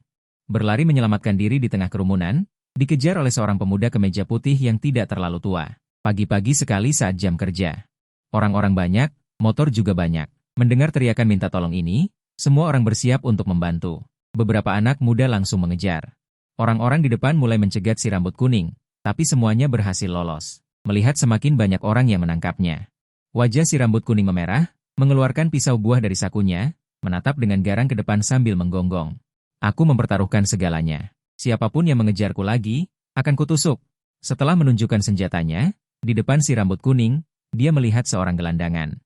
Tidak bisakah kau pergi sedikit lebih lambat? Orang-orang ini berani menggangguku, akan kuhajar dia. Dia berpikir dengan marah dalam hati. Sambil menghindari barang-barang yang dilemparkan ke arahnya, dia terus berlari keluar dengan panik.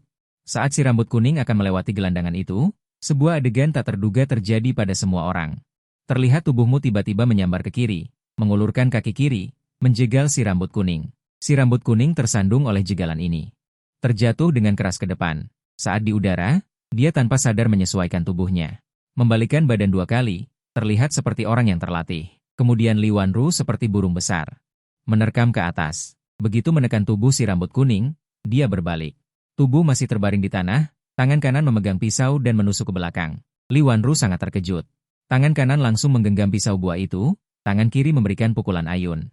Memukul pelipisnya. Kau bukan orang yang terlatih, mata tidak bisa melihat seakurat itu. Tidak bisa menangkap tangan si rambut kuning, jadi langsung menangkap pisau. Saat ini, kain yang dililitkan sebelum keluar rumah berguna. Awalnya kau mempersiapkannya untuk berjaga-jaga. Tanpa diduga, sekarang menjadi sangat efektif. Tapi kau tidak menggunakan banyak tenaga, hanya membuat si rambut kuning sedikit pusing saja, lalu mematahkan dengan keras 2 jari tangan kanannya. Setelah melepaskan pisau, si rambut kuning sadar kembali, bersiap untuk menjepit. Warga yang bersemangat melihat situasi berbalik, juga bergegas maju, menekan si rambut kuning dengan kuat. Di tanah, setelah kegelapan, cahaya muncul kembali. Pemuda kemeja putih itu berlari dengan semangat. Terus membungkuk. Terima kasih, terima kasih. Anda benar-benar orang baik, terlalu baik. Anda menyaksikan adegan ini. Ada sedikit gejolak di hati Anda. Tidak apa-apa, tidak perlu sungkan. Hanya membantu sedikit. Ketika wanita berblus putih menerima ponselnya, dia melihat tangan kanan Anda yang memegang pisau meneteskan darah. Tiba-tiba dia berseru, terluka. Dia mengeluarkan tisu dari tasnya bersama handuk kuning. Dia meraih tanganmu dengan ekspresi sangat menyesal. Warga yang antusias di sekitarnya berkumpul di sekitar, berbicara dengan bersemangat. Benar-benar antusias. Awalnya hanya ingin membalutnya sebentar. Seorang warga mengeluarkan yodium dan perban dari toko dan dengan antusias membantumu membalut luka. Melihat semua ini, Liu Xiang yang berpikir, mungkinkah ini yang namanya rakyat? Setelah selesai membalut, Anda bersiap untuk pergi dari sini. Wanita itu, Chen Yaling, meraih tangan Liu Xiangyang dan bersikeras agar Anda tidak pergi. Bersikeras membawa Anda ke tokonya untuk berganti pakaian. Berganti pakaian. Di bawah tatapan warga dan orang awam di sekitar, Anda hanya bisa mengangguk setuju. Baik, baik, baik, saya pergi, saya pergi. Kemudian Anda mengikuti Bos Chen meninggalkan toko sarapan dan menuju mobil sport berwarna merah muda. Bos Chen juga tidak merasa jijik sama sekali. Dia pertama-tama membuka kursi penumpang depan dan membiarkan Anda duduk terlebih dahulu. Mengemudi dan membawa Anda kembali ke toko. Chen Yaling memiliki studio pakaian, dengan total 3 lantai. Areanya sangat besar. Ada banyak gadis di toko. Setelah mengetahui apa yang terjadi di pagi hari, Semua gadis berkumpul dan mengepung Anda di tengah. Mereka juga gadis-gadis yang baik. Tidak merasa jijik sedikit pun dengan pakaian robek dan lusuh di tubuh Anda. Suara kekaguman yang renyah dan serak terdengar di telinga Anda. Wah, Paman, kamu benar-benar hebat. Ya Tuhan. Paman, kamu hebat, sangat jantan. Ada aroma bunga di tubuhmu. Mendengarkan suara yang menyenangkan. Saya bertanya, siapa yang bisa menahannya? Bahkan jika hatinya sekeras batu dan membunuh orang seperti membunuh ayam. Saat ini, dia tidak bisa menahan diri untuk tidak menunjukkan bahaya saat terkena bom gula. Di lantai 3 ada kamar mandi dan ruang tata rias. Setelah mandi dan berganti pakaian, identitas Anda adalah peran seorang gelandangan yang berpengalaman. Wajah Anda dipenuhi dengan rasa jantan yang penuh perubahan hidup, seperti anjing hitam di bawah satu orang. Chen Yaling menatap Anda dengan tulus dan tersenyum. Adik, saya kekurangan pengemudi pengiriman di sini. Tinggallah dan bantu saya. Anda mendengar kalimat Chen Yaling itu. Merenung sejenak. Dalam perjalanan ke sini, sistem memberitahu Anda. Jika Anda dapat menggunakan identitas ini untuk melakukan lebih banyak hal, mendapatkan lebih banyak poin keadilan dan identitas. Akan mengumpulkan beberapa poin tersembunyi lalu menyelesaikan 2 tombol sistem. Sekali putaran. Urusan sendiri memang agak kasar. Awalnya yang siaga itu, dalam identitas orang sakit jiwa ini. Ia bisa memanfaatkan identitas orang sakit jiwa untuk melakukan lebih banyak hal. Aku masih terlalu muda dan impulsif. Kamu memutuskan harus memanfaatkan kesempatan ini dengan baik. Jangan terlalu fokus pada identitas sopir. Lakukan lebih banyak hal. Kamu juga berangsur-angsur dewasa, lalu melihat Chen Yaling dengan tulus tersenyum. Baik, Bos Chen, kalau begitu merepotkan kalian. Melemparkan KTP dari saku, biarkan Chen Yaling membantumu menyelesaikan masalah surat berharga yang kedaluarsa. Setelah semuanya familiar, Chen Yaling memberikan 2 kunci. 1 kunci mobil Van Wulin, 1 lagi kunci asrama. Terakhir, dia juga menyelipkan 3.000 yuan. Ini, ambil dulu untuk dipakai, jangan sungkan padaku. Pekerjaanmu setiap hari adalah pagi pergi mengantar barang, malam pergi mengirimkan sejumlah barang. Sangat sederhana kan? Selain itu, baru-baru ini para saudari di studio kita bercerita padaku. Ketika mereka pulang kerja di malam hari, kadang-kadang merasa ada yang membuntuti mereka. Kamu sebagai laki-laki harus menjaganya. Ketika mengatakan ini, Chen Yaling dengan jenaka mengedipkan mata. Kamu sama sekali masih muda, Bos Chen ini sama seperti pemuda. Baik, Bos Chen, aku akan. Aku tahu kamu orang baik, nanti jangan panggil aku Bos Chen, panggil nama lengkapku atau kakak saja. Chen Yaling menepuk dadanya. Seperti sedang melindungimu, kamu merasa geli. Aku terlihat jauh lebih tua darimu, aku tidak bisa memanggilmu kakak, kalau begitu aku panggil Chen Yaling saja ya. Chen Yaling dengan jenaka berkata, lihat, kamu ini masih memanggilku kakak kan? Baiklah, pergilah mengakrabkan diri dengan lingkungan. Aku ada urusan duluan. Setelah selesai, sebelum kamu sempat bereaksi, melihat kamu dengan pantat, dia pergi. Kamu tersenyum, melihat punggungnya yang pergi, diam-diam merasa takut. Benarkah orang baik? Setelah keluar pintu, raut wajahmu kembali menjadi dingin. Tiba di mobil van ini, membuka pintu mobil dan duduk di dalam, mengamati sebentar. Kursi belakang mobil van ini bisa dilepas, ruangannya sangat besar. Sangat cocok untuk memuat orang. Mengantongi 3.000 yuan, sambil mengendarai mobil van, pergi membeli beberapa perlengkapan. Seperti biasa, palu godam, pakaian kerja, topi lidah bebek, masker, sarung tangan karet, lakban, tali, tongkat persilangan, gunting rumput besar yang bisa dipisah. Pakaian hitam, penyelam, dokter, sopir pengiriman pabrik pakaian, wajar membawa barang-barang ini. Setelah selesai berbelanja, waktu menunjukkan pukul 11, kau berkendara ke sudut catur dan kartu di depan komunitas Wanking, menyalakan sebatang rokok. Mengamati, setiap kali memasuki sebuah kejadian, sistem akan menyampaikan informasi personel kepadamu. Tidak perlu repot mencari, langsung lihat saja. Cepat. Waktu pulang kerja tiba, target pertama muncul. Mereka sekeluarga tertawa riang masuk ke mobil untuk pulang. Sedikit rasa bersalah pun tidak ada, di balik itu target kedua, ketiga, keempat. Masih kata-kata itu, pendidikan seperti apa, menghasilkan anak seperti apa. Tentu saja, kata-kata ini tidak mutlak, tetapi kemungkinan besarnya memang begitu. Keempat pelaku kekerasan ini, tidak ada sedikit pun penyesalan di wajah para pemuda. Yang terpancar tetaplah bahasa tindakan orang tua yang sangat arogan dan memanjakan. Juga penyakit kronis memanjakan. Baiklah, selesai. Pemuda yang dipaksa makan kotoran itu, sampai sekarang belum masuk kerja, masih menjadi wanita dominan di rumah. Kau mengingat dengan dalam penampilan orang-orang ini dan rute pulang mereka. Kali ini juga kesempatan yang cukup untuk memberikan hukuman, mengamati selama 2 hari berturut-turut. Juga melakukan banyak persiapan. Bekerja di sisi Chen Yaling juga hari itu. Semuanya sangat harmonis, semuanya sangat baik. Kalau begitu, bersiap untuk bertindak. Kau memakai sarung tangan, topi reflektif, mengisi penuh satu tong. Memarkir mobil van di dekat tempat tinggal target pertama, tepat setelahnya. Membawa barang-barang naik ke atas, berdiri di lantai yang lebih tinggi, merokok sambil menunggu waktu yang tepat. Tidak lama kemudian, terdengar suara tawa dan langkah kaki di tangga. Itu ayah membawa istri dan anak-anaknya. Mereka terlihat sangat santai. Pelaku kekerasan tertawa riang menjalani setiap hari, sementara korban kekerasan depresi sampai mati di rumah. Tertawa? Sebentar lagi akan kubuat kalian tidak bisa tertawa. Menunggu mereka hampir sampai di depan pintu rumah mereka. Kau memanggul orang yang mengerjakan pengepakan, melihat ke bawah sekilas, tidak memperhatikannya. Kau amati sekeliling, memastikan tidak ada orang asing di sana saat mereka membuka pintu rumah. Tiba-tiba kau menyergap, berbalik dan melesat maju, menghantamkan pentungan karet ke belakang kepalanya. Dengan suara gedebuk teredam, ayah langsung pingsan. Kau dengan sigap menahannya. Menuju ke dalam rumah, sambil menutup pintu, diiringi beberapa jeritan mengerikan. Semuanya menjadi sunyi. Target pertama. Di dalam rumah itu tinggal 4 orang. Kakek, ayah, ibu. Kau melilit mulut mereka dengan lakban, mengikat mereka semua, dan menyeret mereka ke ruang tamu. Menurut informasi dari sistem, kau terdiam. Kecuali kakek yang mengunggah sedikit niat baik. Tak satu pun dari keluarga ini yang baik. Pria menjual narkoba, wanita menjual besi palsu. Pemuda mencuri dan merampok. Benar-benar pepatah, buah jatuh tak jauh dari pohonnya.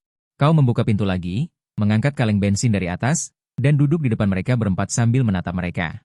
Tanpa menyembunyikan niat membunuh di mata. Kemudian kau menyadarkan mereka satu persatu. Mereka membuka mata dengan bingung. Melihat sepasang mata dingin penuh niat membunuh di depan mereka, mereka langsung ketakutan. Mereka belum pernah melihat adegan seperti ini. Kau tidak membuang waktu, memasang ponsel untuk merekam. Mengambil corong, langsung mencengkeram mulut ayah bejat itu dan membuat sayatan dengan pisau buah. Memasukkan corong ke dalam. Ayah bejat itu belum mengerti apa yang akan terjadi. Tunggu sampai kau membawa kaleng bensin itu. Aku tidak akan menyentuh pemuda keluargamu sehelai rambut pun. Tetapi kalian harus membayarnya.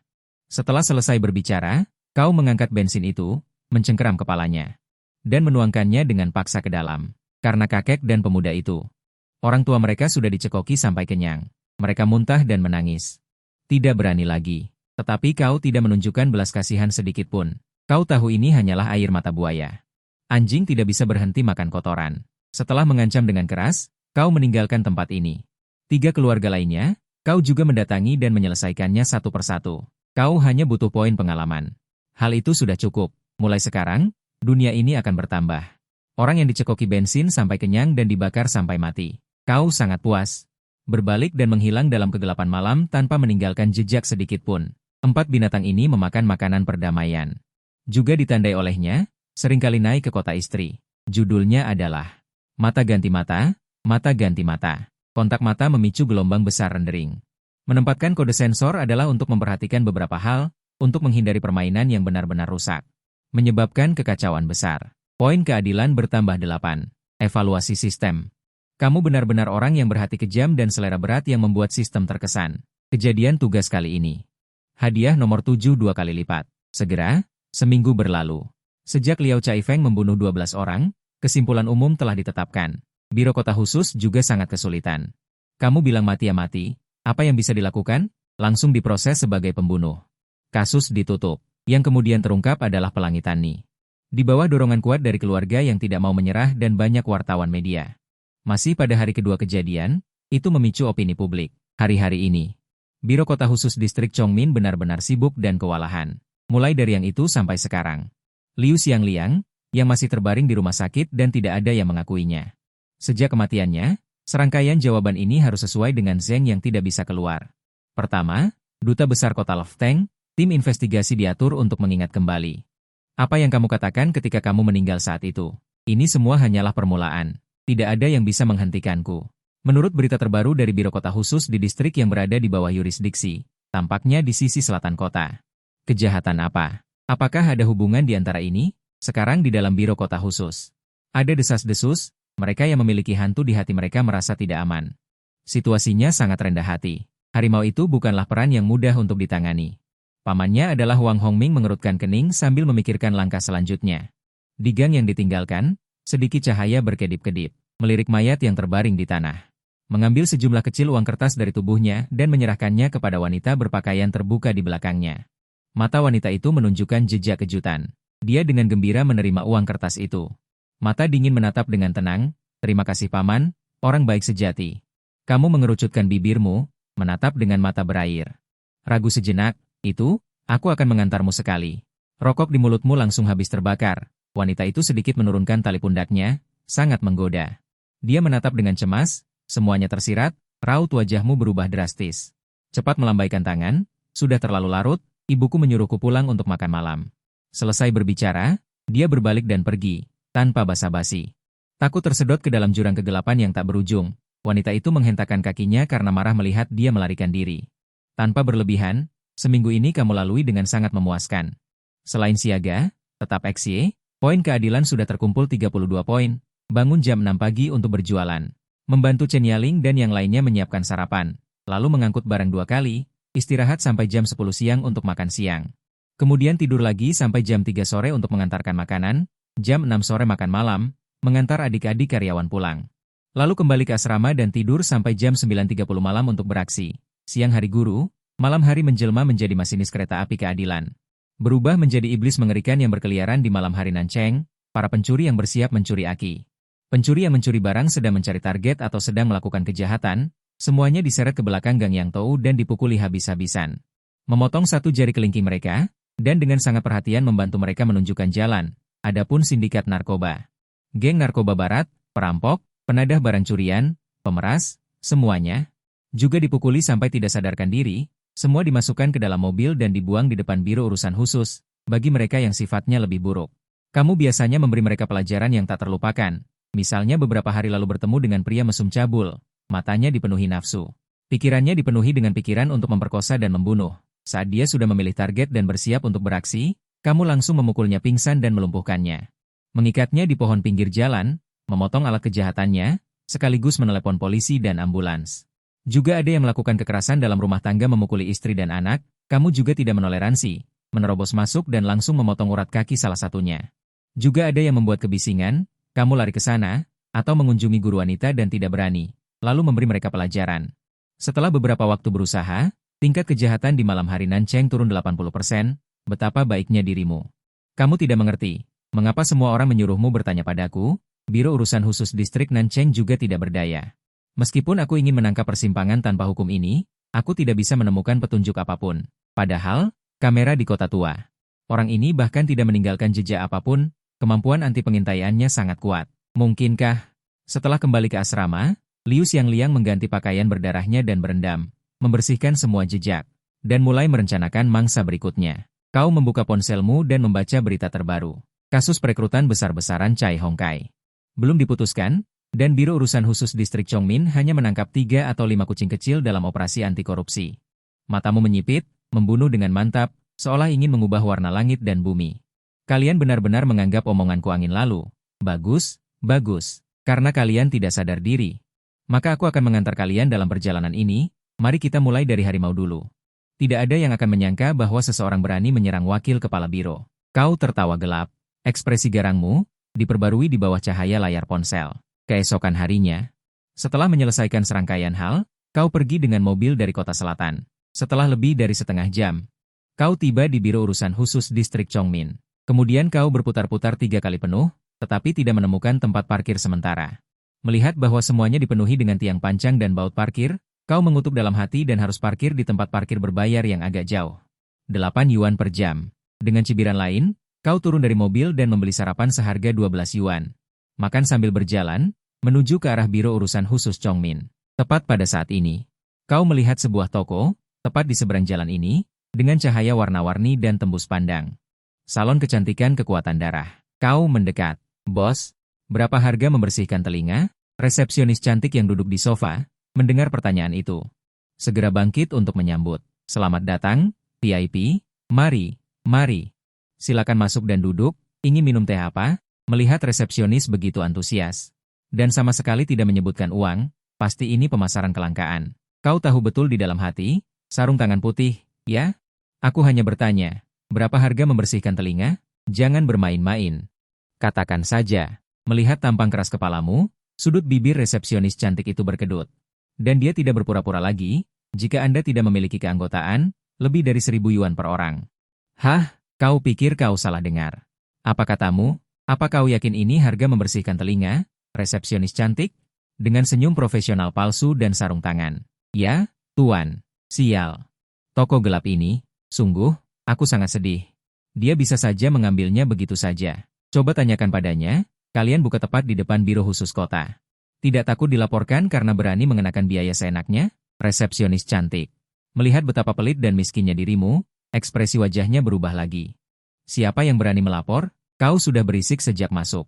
Sepertinya kau datang untuk membuat masalah. Belum selesai bicara, pintu kecil di samping lobi didorong terbuka. 4 pria berjas keluar dari sana, mengepungmu dengan ekspresi tidak ramah.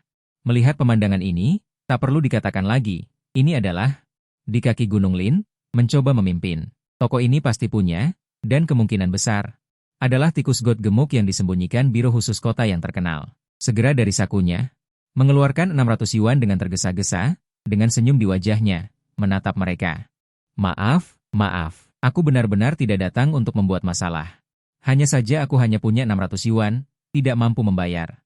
Jadi aku terlalu banyak bicara. Resepsionis cantik itu mencibir. Berkata, tunggu sebentar, dan mengambil 600 yuan itu.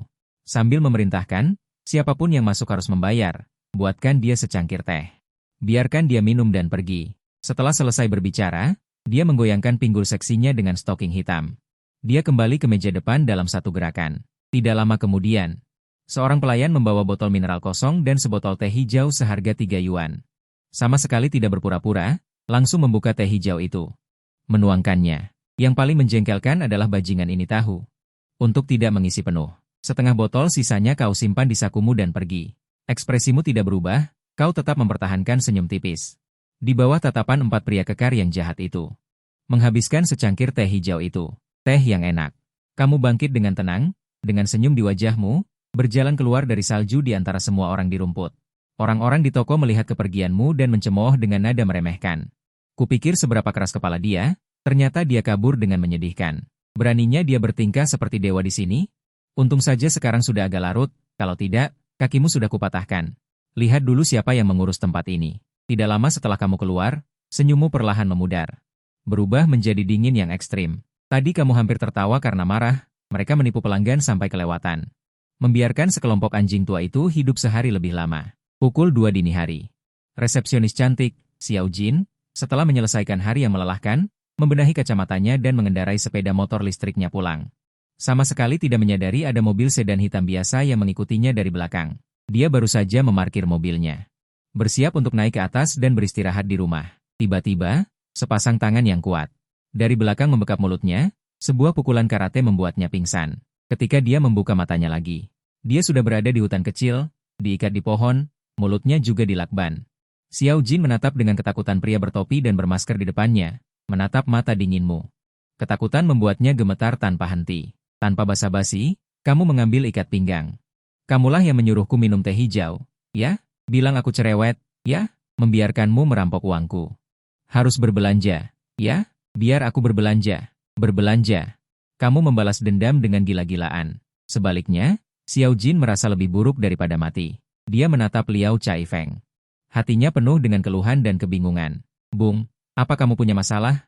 Setelah memukulnya, kamu juga tidak melupakan urusan yang sebenarnya. Kamu merendahkan suaramu dan mendekat. Mendekatkan diri ke telinganya dan berbisik pelan, mau mati atau mau hidup? Xiao Jin dengan lemah mengangguk berulang kali. Dia sudah tidak punya niat untuk melawan sama sekali. Kamu mengangguk puas.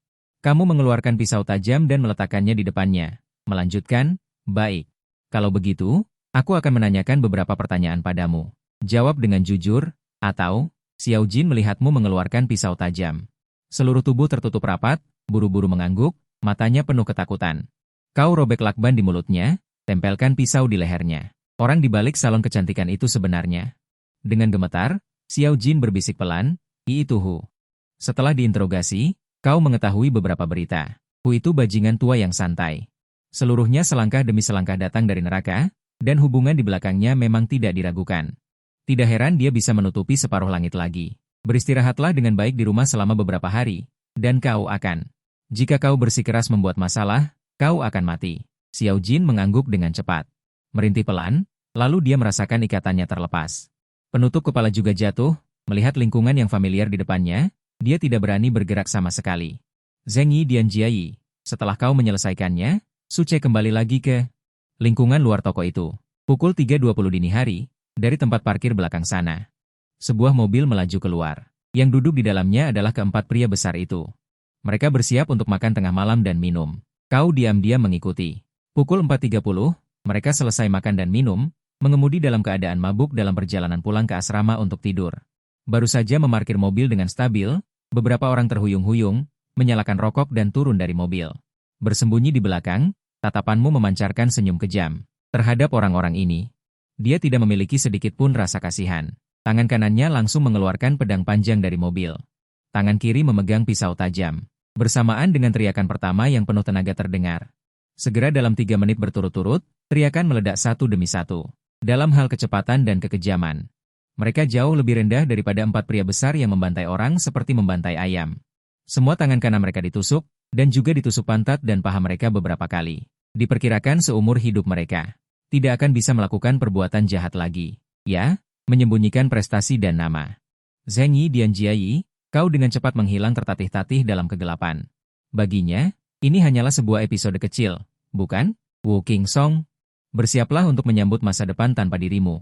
Bahkan jika pamanmu, ini adalah sekretaris masyarakat Luteng. Pertama, Wang Jin dan yang lainnya mati secara misterius. Kemudian 4 anak buah dipotong tangannya. Akhirnya, bos mereka terungkap. Siapa sebenarnya? Siapa yang diam-diam melawan saya di tempat Chongming ini? Apakah ada kelompok lain? Selidiki untukku. Tuan Ye berkata sambil menghisap cerutu. Tuan Ye melambaikan tangannya, dan asisten datang. Besok atur pertemuan dengan Kepala Hu dan katakan padanya untuk datang ke Phoenix saya malam ini jika dia punya waktu. Tuan Ye akan bersantai dan bisa melayani. Asisten membungkuk dengan hormat dan berkata, ya. Tuan Ye, saya akan pergi sekarang. Setelah kembali ke asrama, Anda melepas pakaian sanitasi Anda dan menggunakan 3% hidrogen peroksida ditambah disinfektan Pasteur untuk membersihkan noda darah. Kemudian Anda membalut luka Anda. Pukul 6 pagi, Anda bangun dan pergi membeli sarapan. Kemudian saya datang ke studio Chen untuk bekerja di sini. Pukul 4.30 sore. Anda menyelesaikan pekerjaan di toko dan pergi menuju Biro Polisi Khusus Chongming. Anda sudah menunda 1 hari. Malam ini, itu harus dilakukan. Di sebelah Biro Polisi Khusus Chongming. Anda berganti pakaian petugas kebersihan terlebih dahulu dan berjongkok di tempat sampah di sebelahnya. Sebuah truk sampah besar dari kejauhan. Berjalan dari jalan di belakang Anda menuju Biro Polisi Khusus. Anda melihat ke kiri dan ke kanan. Dengan cepat mendekat sambil menempel di dinding. Saat truk sampah besar berbelok, Anda melompat dengan ringan.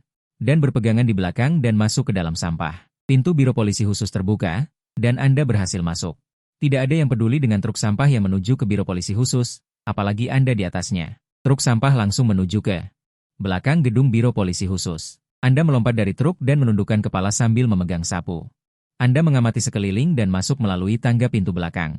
Di lobi lantai pertama, masih banyak orang yang bolak-balik berjalan. Dengan tergesa-gesa, Anda menundukkan kepala dan melihat sekeliling dengan sudut mata Anda. Membungkuk. Memegang pel dan ember, Anda benar-benar terlihat seperti petugas kebersihan. Saat Anda berjalan ke lantai 3, suara langkah kaki yang cepat datang dari atas. Terlepas dari saraf penyerang, teruslah menundukkan kepala dan menaiki tangga. Mengamati orang yang datang dengan sudut mata Anda menahan napas. Orang itu turun ke sisi Anda.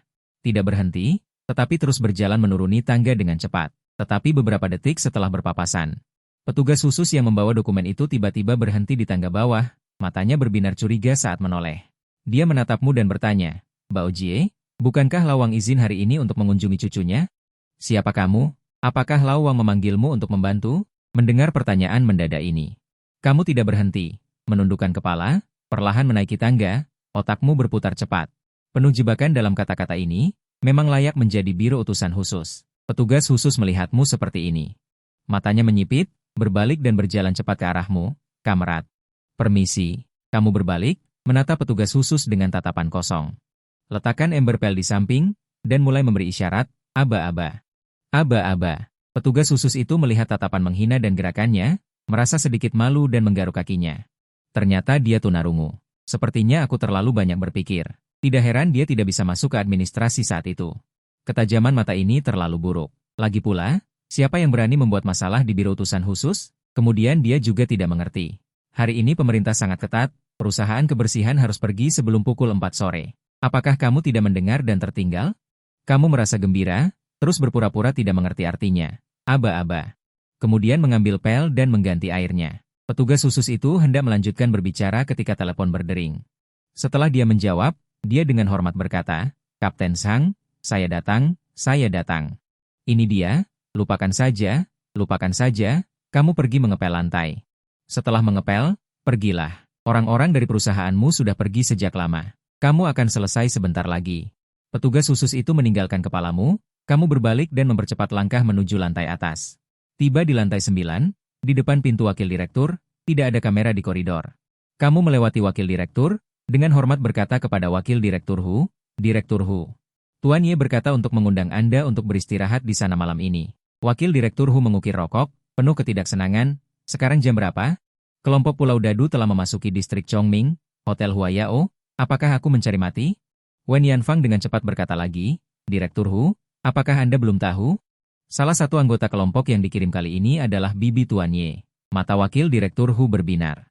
"Berita sebesar ini, mengapa kalian tidak mengatakannya lebih awal?" Fang Lei tersenyum. "Kakak Hu, bukankah ini meminta Anda untuk bersantai malam ini dan membahas situasinya?" "Aba, kalau begitu, beritahu Nona. Aku akan datang nanti."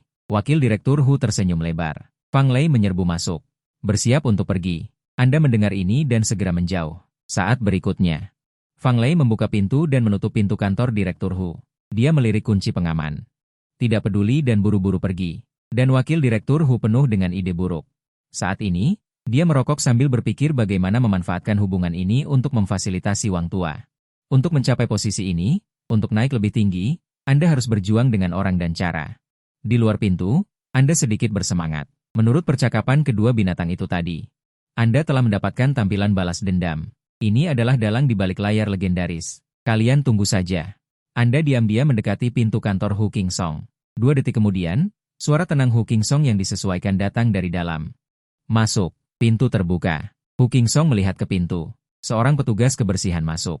Dia baru saja akan menyuruhmu pergi. Anda menutup pintu dengan bakhan. Saat berikutnya, isyarat biliar seperti macan kumbang menghantam Hu Kingsong. Hu Kingsong bereaksi dengan cepat. Bersiap untuk menghindar. Tapi Anda bergerak lebih cepat. Tendang langsung dengan kaki kiri Anda. Tendang ke hati dan hatinya. Duduk di posisi tinggi untuk waktu yang lama, tubuhnya sudah lama dikosongkan oleh anggur dan wanita. Bagaimana mungkin Hu Kingsong menjadi lawanmu? Tidak lama kemudian, setelah melumpuhkannya, gunakan selotip untuk menutup mulut dan tangan Hu Kingsong. Kemudian Anda mulai dengan hati-hati menangani jejak Anda di ruangan itu. Suara pertempuran tumpul tadi sama sekali tidak menarik perhatian orang lain. Tidak ada seorang pun di kedua kantor di sebelah. Direktur Wang juga keluar. Di lantai bawah adalah arsip. Setelah membersihkan ruangan, Anda duduk di seberang Hu Kingsong. Melihat kemarahan dan keraguan di matanya, Anda melepas topeng Anda. Menatapnya sambil tersenyum. Hu Kingsong bahkan lebih bingung. Dia sama sekali tidak mengenali tubuh barumu. Orang ini benar-benar berani. Menyamar sebagai petugas kebersihan dan berlari ke biro kriminal khusus sendirian. Untuk melumpuhkan wakil direkturku ini. Apa-apaan ini? Anda tidak memberinya kesempatan untuk berbicara. Langsung keluarkan kain katun dari tas Anda. Di depannya, dia mencoba 3 kali. Kemudian siram dengan air untuk membasahi. Melihat ini, mata Hu Kingsong penuh ketakutan. Dia pasti takut pada penyihir yang dikirim istrinya. Seharusnya tidak.